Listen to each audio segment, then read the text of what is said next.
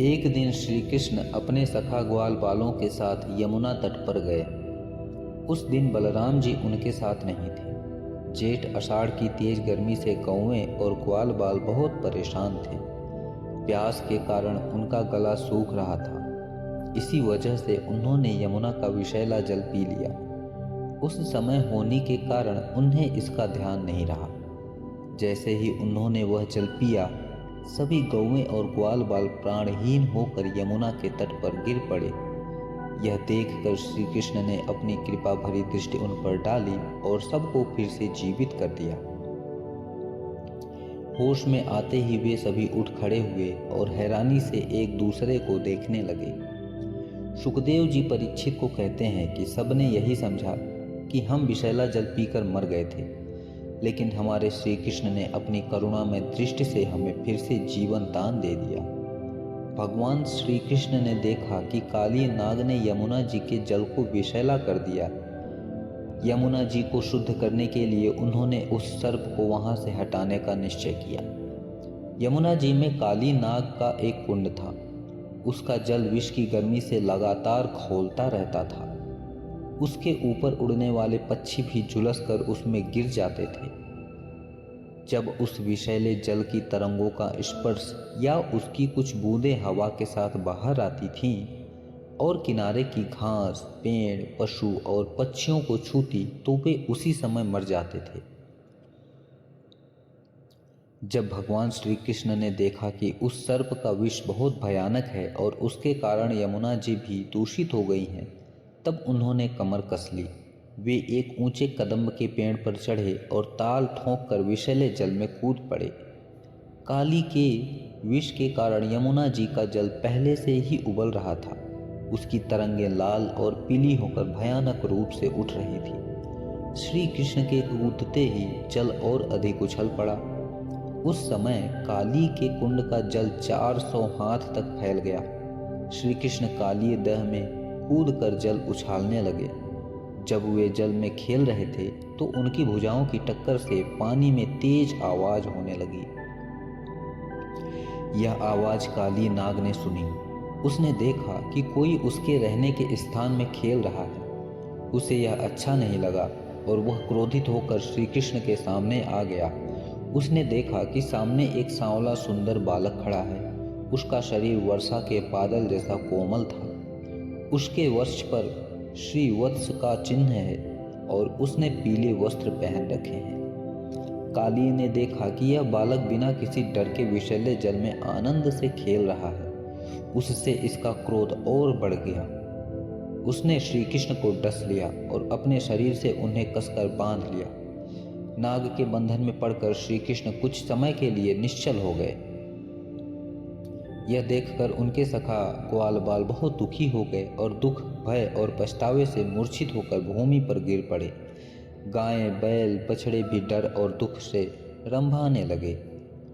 वे श्री कृष्ण की ओर ही देखते रह गए और भय से ऐसे खड़े हो गए मानो रो रहे हों। उनके शरीर में कोई हलचल नहीं थी। उधर वज्र में पृथ्वी, आकाश और लोगों के शरीरों में भयानक अशुभ लक्षण दिखाई देने लगे, जिससे वह संकेत मिल रहा था कि कोई बड़ी अनहोनी होने वाली है। नंद बाबा और अन्य गोपों ने पहले इन अशुकनों को देखा। फिर उन्हें पता चला कि आज श्री कृष्ण बलराम के बिना ही गाय चराने गए हैं। यह जानकर वे बहुत घबरा गए। वे भगवान की लीला को नहीं जानते थे, इसलिए अशकुन देखकर उसके मन में यही विचार आया कि वह आज श्री कृष्ण की मृत्यु हो गई। यह सोचकर वे गहरे दुख, शोक और भय में डूब गए, क्योंकि श्री कृष्ण उनके प्राण, मन और सर्वस्व थे। ब्रज के बालक, वृद्ध और स्त्रियों का स्वभाव गायों जैसा ही वात्सल्यपूर्ण था। वे मन में ऐसी बात आते ही अत्यंत दीन हो गए और अपने प्यारे कन्हैया को देखने उत्कट लालसा से घर द्वार छोड़कर निकल पड़े। बलराम जी स्वयं भगवान के स्वरूप और सर्वशक्तिमान हैं। जब उन्होंने ब्रजवासियों को इतना व्याकुल और दुखी देखा तो उन्हें हंसी आ गई, पर वे कुछ नहीं बोले और चुप रहे, क्योंकि वे अपने छोटे भाई श्री कृष्ण की शक्ति को अच्छी तरह जानते थे। ब्रजवासी अपने प्रिय श्री कृष्ण को खोजने लगे। उन्हें अधिक कठिनाई नहीं हुई, क्योंकि रास्ते में उन्हें भगवान के चरण चिन्ह मिलते जा रहे थे। उन चरण चिन्हों में छत्र, ध्वजा, कमल, अंकुश आदि के चिन्ह थे, जिनसे वे पहचानते हुए यमुना तट की ओर बढ़े। दूर से ही उन्होंने देखा कि काली दह में श्री कृष्ण काली नाग के शरीर में जकड़े हुए निश्चल पड़े हैं। कुंड के किनारे ग्वाल बाल बेहोश पड़े थे और गौएं, बैल और बछड़े जोर जोर से रंभा रहे थे। यह दृश्य देखकर सभी गोप अत्यंत व्याकुल हो गए और अंत में मूर्छित होकर गिर पड़े। गोपियों का मन सदा भगवान श्री कृष्ण के प्रेम में डूबा रहता था। वे उनकी मुस्कान, प्रेम भरी दृष्टि और मधुर वाणी का ही स्मरण करती रहती थी। जब उन्होंने देखा कि उनके प्रिय श्याम सुंदर को काले नाग ने जकड़ रखा है, तो उनके हृदय में गहरा दुख हुआ और जलन भर गई। अपने जीवन सर्वस्व के बिना उन्हें सारा संसार सूना लगने लगा। माता यशोदा अपने लाडले पुत्र के पीछे काली दह में कूदने ही वाली थीं, लेकिन गोपियों ने उन्हें रोक लिया। उनके हृदय में भी वही पीड़ा थी और आंखों से लगातार आंसू बह रहे थे। सबकी निगाहें श्री कृष्ण के मुख पर टिकी थीं, जिनमें अभी होश था। वे श्री कृष्ण की पूतना वध जैसी लीलाओं को याद कर यशोदा मैया को ढाढ़स बढ़ाने लगी, लेकिन अधिकतर तो बेहोश होकर भूमि पर गिर चुकी थी। नंद बाबा और अन्य गोपों के प्राण तो श्री कृष्ण ही थे। वे उनके लिए काली दह में उतरने लगे। यह देखकर श्री कृष्ण का प्रभाव जानने वाले बलराम जी ने किसी को समझाकर, किसी को बल से और किसी को मन से प्रेरणा देकर रोक लिया। सांप के शरीर में बंध जाना श्री कृष्ण की एक लीला थी। जब उन्होंने देखा कि ब्रज के सभी लोग, स्त्रियां और बच्चे उनके लिए बहुत दुखी हो रहे हैं, तब वे थोड़ी देर तक सर्प के बंधन में रहकर स्वयं को बाहर निकल आए। उस समय श्री कृष्ण ने अपना शरीर फुला लिया और बहुत भारी बना लिया। इससे सांप का शरीर दबने लगा। काली नाग ने नागपाश छोड़ दिया और अलग हट गया। वह क्रोध से भरकर अपने फण उठाकर फुफकारने लगा। मौका पाकर श्री कृष्ण पर वार करने के लिए वह एकटक उनकी ओर देखने लगा। उसके नाखूनों ने विष की धार निकल रही थी। उसकी आंखें लाल हो गई थीं और मुंह से आग जैसी लपटें निकल रही थी। काली नाग अपनी दोहरी जीभ हिलाते हुए होंठ चाट रहा था और आंखों से विष उगल रहा था। भगवान श्री कृष्ण गरुड़ की तरह उसके साथ खेलते हुए पैंतरे बदलने लगे। सांप भी वार करने के लिए पैंतरे बदलता रहा। इस तरह पैंतरे बदलते बदलते काली का बल कम हो गया। तब श्री कृष्ण ने उसके बड़े बड़े सिरों को दबाया और उछलकर उन पर चढ़ गए। काली के सिरों पर लाल लाल मणियां जड़ी थीं। उनके स्पर्श से श्री कृष्ण के कोमल चरण और भी लाल दिखने लगे।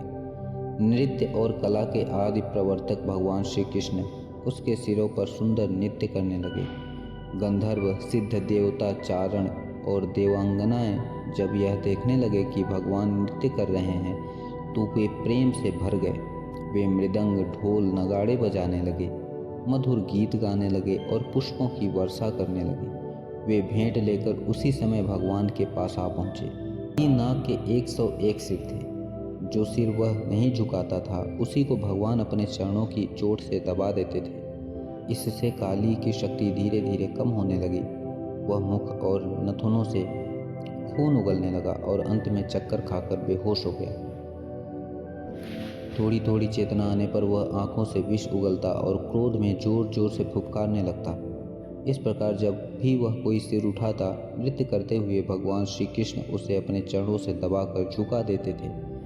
उस समय भगवान के चरणों पर जो रक्त की बूंदें पड़ती थी, वे ऐसी लगती थी मानो उनके चरणों की रक्त पुष्पों से सज रही हो।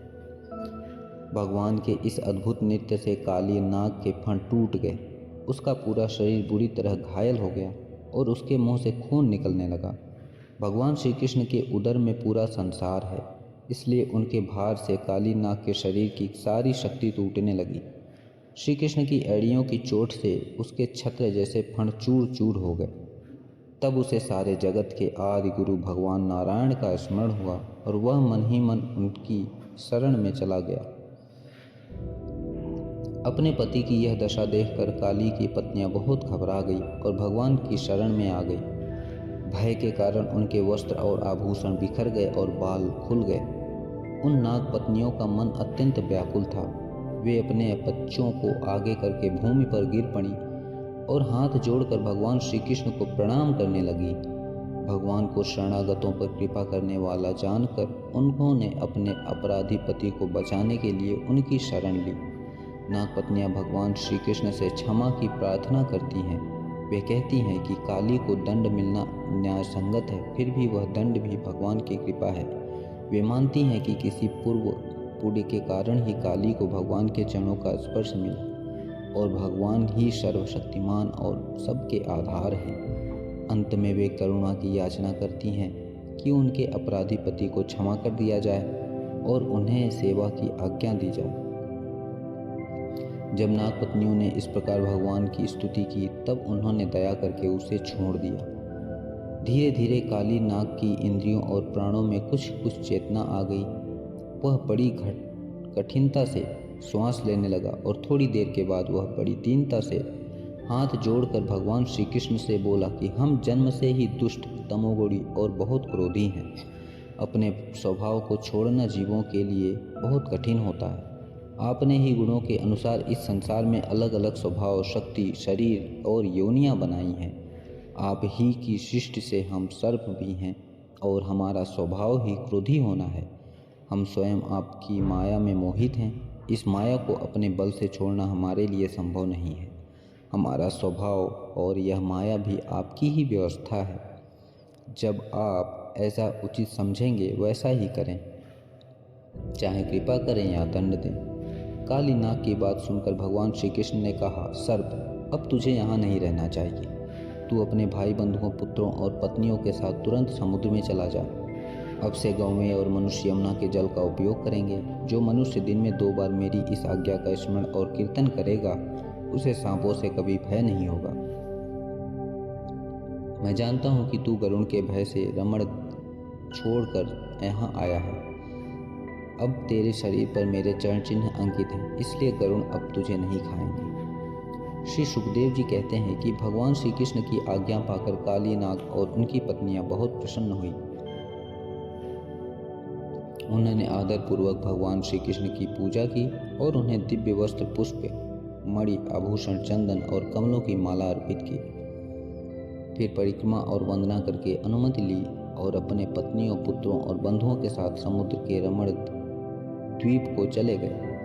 भगवान श्री कृष्ण की कृपा से यमुना का जल उसी समय विष रहित होकर अमृत के समान मधुर हो गया।